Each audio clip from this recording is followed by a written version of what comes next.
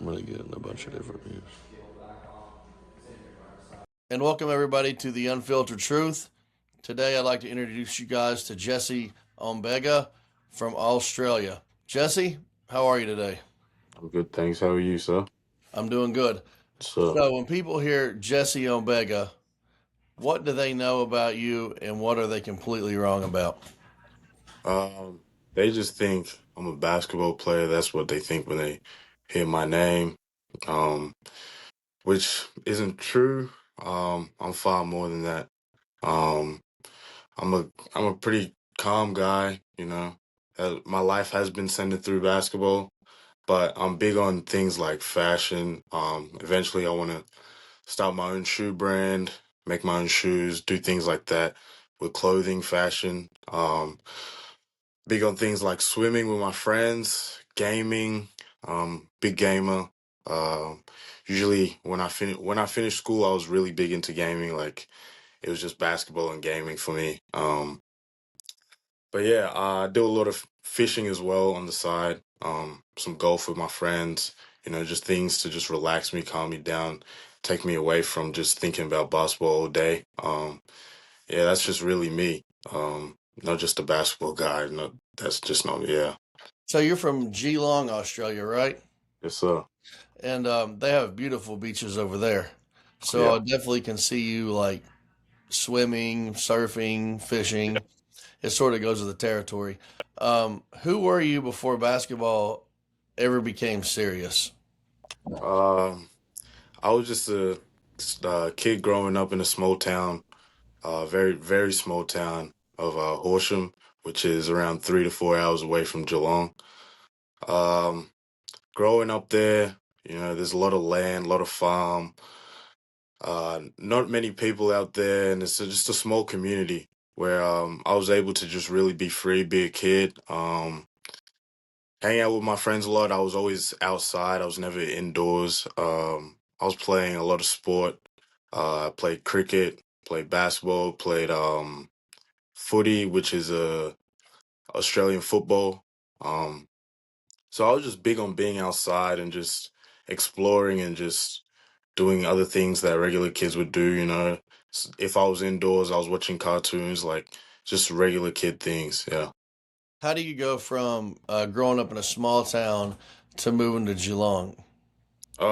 It was difficult at first because it's such a tight knit community in Horsham where you know people's grandparents, you know people's whole family, the whole family tree, you even know their dog. Like it's just a tight group of people, community, and then going from that to Geelong, it was pretty big because I moved. I was in Horsham from 2 to 8, 9 years old, and then moving to a bigger place like Geelong, I found it kind of difficult because I didn't know anyone in Geelong. Um, Moving to a new school, things like that, where you know everyone knows each other in primary school, and then you go to school in Geelong where now there's a whole lot of people, a whole lot of new faces, a whole lot of new names you got to know. So it was difficult. How why did the move come about? Was it just job opportunities or Yeah, and my older brother and sister was starting university, so they were down those ways. So we just ended up moving down too with them. what part of your story do you usually keep private? How hard it is growing up in a place like Horsham, where there's not a lot of colored people out there. Um, so you really do stand out, and some people always have something to say. So definitely growing up there, you know, you got to be tight skinned. You're gonna hear a lot of different things, and which may upset you, but yeah, it was definitely hard being a little kid and going through some of those things. So I'm picturing just sort of like what you're saying. I'm picturing like a small town environment where there's farmers and people that aren't embedded in cultural urban communities, Yeah, and it's just more of you know out in the middle of open farming, traditional older type work versus yeah, city. yeah. I, So When did basketball stop being just fun, and when did it start feeling out like a purpose? I'd say my when I got to 12 to 13, the ages of 12 to 13, I started making higher teams, so like SDP, State Development Program. Started we started going to more tournaments as a rep team. I started making state teams, and from that, that's when practices go from, you're just playing with your local friends, so you just 1 to 2 practices a week as a team, and then playing once a week, to now, once you start making those teams, everything just skyrockets where you're doing maybe 2 practices after school, or you're doing 6 to 7 practices in a week, and then having 2 to 3 games. And some of these practices are camps during the weekends where you're traveling 4 to 5 hours, and they go for maybe 8 hours. So it's just big, and then you have to also um, juggle school on top of that. So at that point in my life, I started thinking to myself, well, if I'm doing all this, I have to take it serious. And this might be a future job for me. So that's when I really started thinking this would probably be my life. And what are some of the sacrifices that your family has made that people will never see? Uh, Especially my mom. My mom made a lot of sacrifices, picking up extra shifts to, help with expenses, and she wasn't really able to uh, take me to these particular places for that, because she was so busy working. So my brother and sister also sacrificed their time, juggling uni and their work as well, taking me places, taking me to games, doing scoring for the team, um, and also paying out of their own pockets to keep me fed, and make sure that I'm all right as well at such a young age that they had to step up. Right now, you're currently at Experience Academy in Johnson City, Tennessee. How does it? Did it feel like it was necessary for you to leave Australia to come to the United States to get a better opportunity, or is it just something that you wanted to experience? 100% wanted to get out, to try and better myself. I think the pathway I had back home will always be there for me, basketball wise. But yeah, I felt like I had more to prove to myself. Um, I felt I could do better for myself by coming here and trying to explore this pathway and see where that gets me. Um, but yeah, I felt like I had to move to know where I'm really at in my basketball, and see how far I can go. What's the hardest part about being far away from your family? Just hanging out with my loved ones, whether that's friends, family. Um, had daily routines with some guys where, would go work out together, go lift, go do all these different things. And to come in here, you have to, sort of make new friends and see who's fitting inside of your lifestyle as well as on top of that. But I also really miss my auntie's cooking back home. That's been a tough one. So yeah. So, mental battles and identity. What's the darkest season you've been through mentally? Um, Basketball wise, I would say that COVID 2020 to 2021.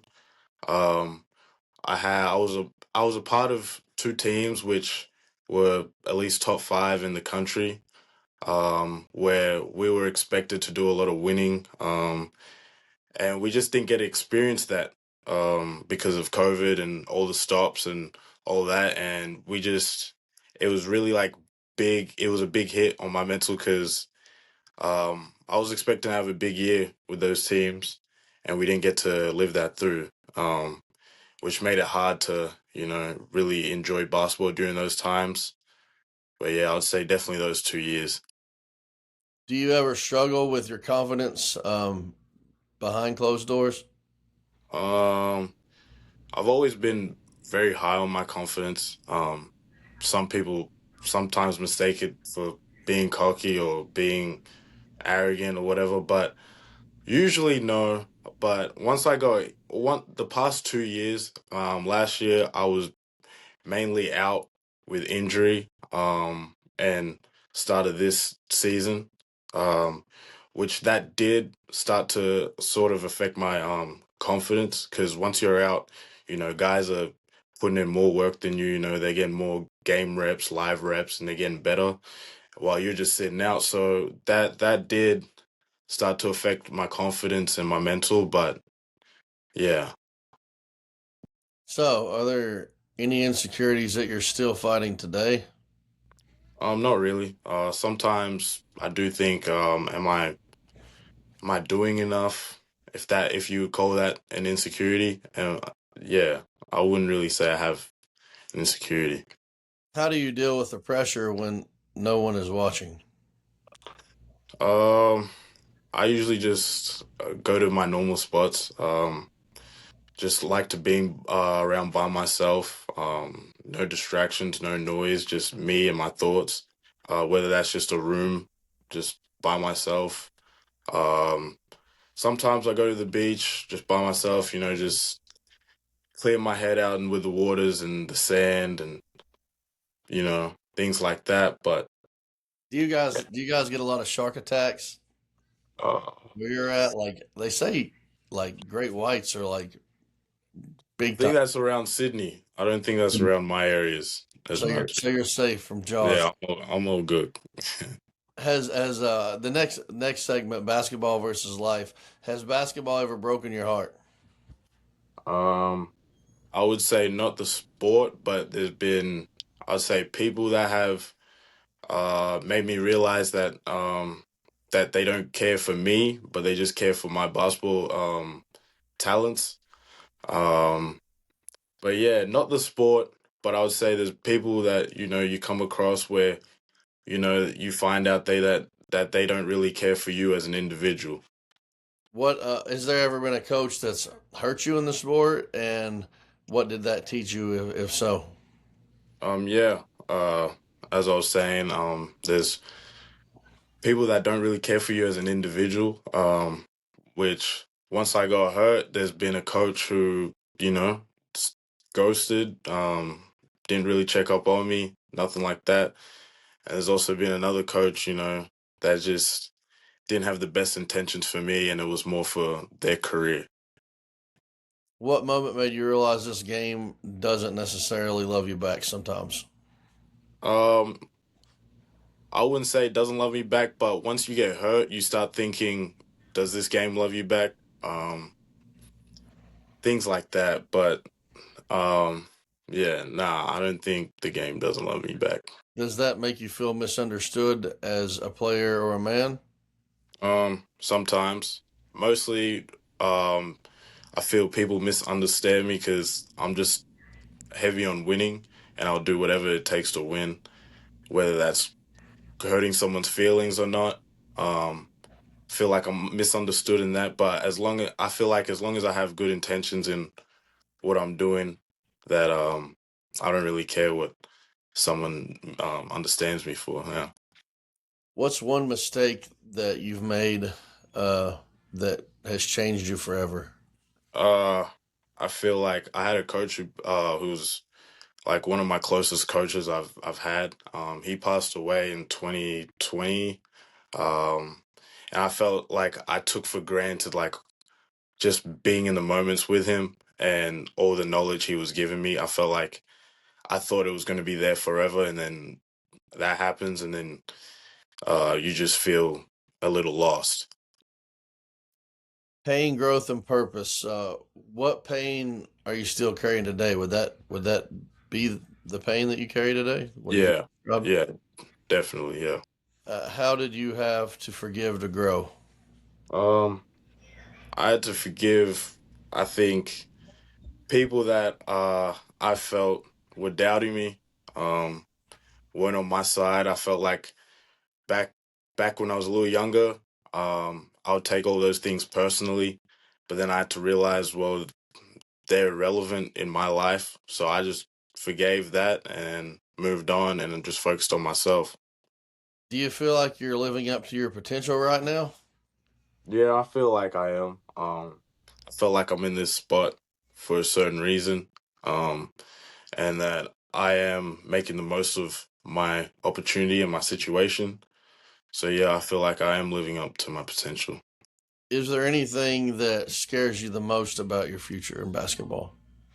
Oh, that's a good question. I was thinking about that the other day, where when I was like maybe a few years ago, I used to think sometimes I don't deserve what I get. So even if I win something, I feel like I didn't really deserve that. Where I do put in the work and everything I get, I deserve, I feel.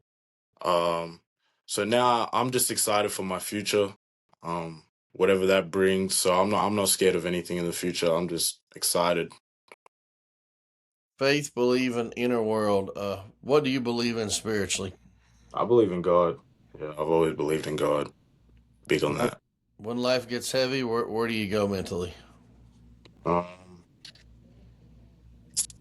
Mentally, I just think about my purpose. Um, I just redirect my brain into thinking about my goals, what I'm trying to achieve, and just moving forward. Have you ever felt like God or purpose was silent during your hardest moments? Yeah, for sure. Which is tough once you're in dark moments, whether that's in just life or basketball, whatever. Sometimes you start to try and direct those anger, those feelings towards God, which isn't the case. Where you're thinking, oh, why me? But you just gotta um, look at the moment and just uh, think about the positives. Do you believe everything happens for a reason, or do you think that you create meaning for a reason? Um, I'm big on, I think everything happens for a reason, whether that's good or bad. Um, I think everything is just a learning opportunity, whether that's good or bad. What's the real truth about basketball, about the basketball world that people are afraid to say out loud? Um, Definitely that the culture of just the filming culture is what's needed in basketball, which isn't. Um, there's a lot of kids that don't know how to play the game the right way. And people keep broadcasting these highlights, these high level guys, um, instead of just promoting more of fundamental basketball and things that will get you to a higher place in basketball. What lie do you young players believe that's destroying their future? That you need 100 cameras on you every time you play basketball. Like, you don't. Have you ever felt used in basketball spaces? Um, no, not really, no. What do coaches get wrong about players the most? Um, I'm not too sure. No, I don't know. If you could say one thing to every young hooper watching, what would it be? Believe in yourself. Have the most upright confidence in the room at all times. That will get you far. Next section, legacy and realness. In if basketball ended tomorrow, who is Jesse Ombega without that? I'll be definitely pursuing my interests outside of basketball. Like I said, trying to create. I feel like I'm big on creating, whether that's in the media or fashion wise. I feel like I'll be either in one of those two, and either talking the sport. I feel like I would be either maybe a sport journalist or someone who's creating, whether that's in media or just clothing. But yeah, those three things. That's what I would be. And what do you want people to remember about you when it's all said and done? That I gave it my all in everything I did. I had the right intentions in doing so, and I was fearless. When you're alone at night, what thought keeps returning? Looking back on uh, things that I've done, whether that's my accomplishments or not, and just trying to be at peace with everything I've done. That's the biggest thing for me. So, what truths are you still learning how to live? Being patient.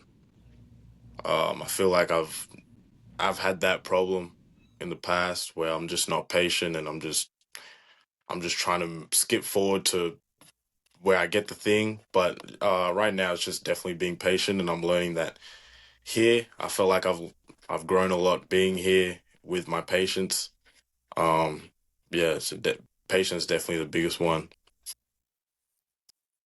What would you tell the 12-year-old version of yourself? Um, to just enjoy every present moment. There's no regrets.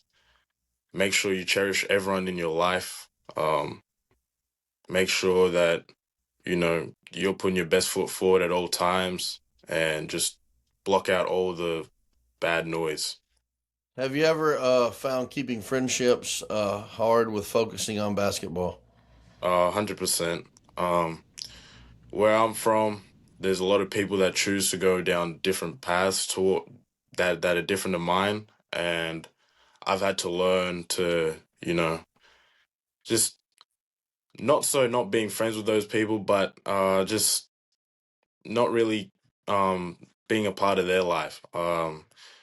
Just trying to remove negativity from my direction. So I've definitely ended some friendships along the way just so I can focus on my goal. Um, I feel like you have to do that in when your goal is so like high. Um, yeah. So definitely it's been a struggle keeping certain friends around, but you always make new ones along the way that are like-minded like you. What does the unfiltered truth mean to you personally? Um, I would say it's your own raw truth as an individual, no matter what anyone says. Last question. Why Experience Academy? Why Experience Academy? I definitely feel um I've done most of the things back home. I've made all these teams besides putting on that yellow and gold, but I've made all the teams. I've had all the stats down there. I've done all these things, so I feel moving to Experience Academy was a new chapter where I saw you guys, you guys have all the facilities, play the big games, play high level competition, and I feel like you guys weren't gonna just go easy as coaches, push us to become better, whether that's on the court and off the court. And also having that freedom where you have to make decisions as an adult, where you're not going to get babied, people aren't going to do things for you. So that's why I chose Experience Academy. So I got a bonus question. So we play Fort Union Military Academy this week. How Yeah. many are we going to win by? Um, Personally, I want to win by 50, 30 to 50. Me too. You hear That that, Bob? that 30 to would be 50. great. That would be great. But it's really up to how everyone comes to approach the game. We we we can't, tell other people what they want. But anything, a win is good for me. A win's a good for me. A win Any, is good for me too. yeah. So this is Gabriel P Grayson on the Unfiltered Truth, and this is Jesse Ombega.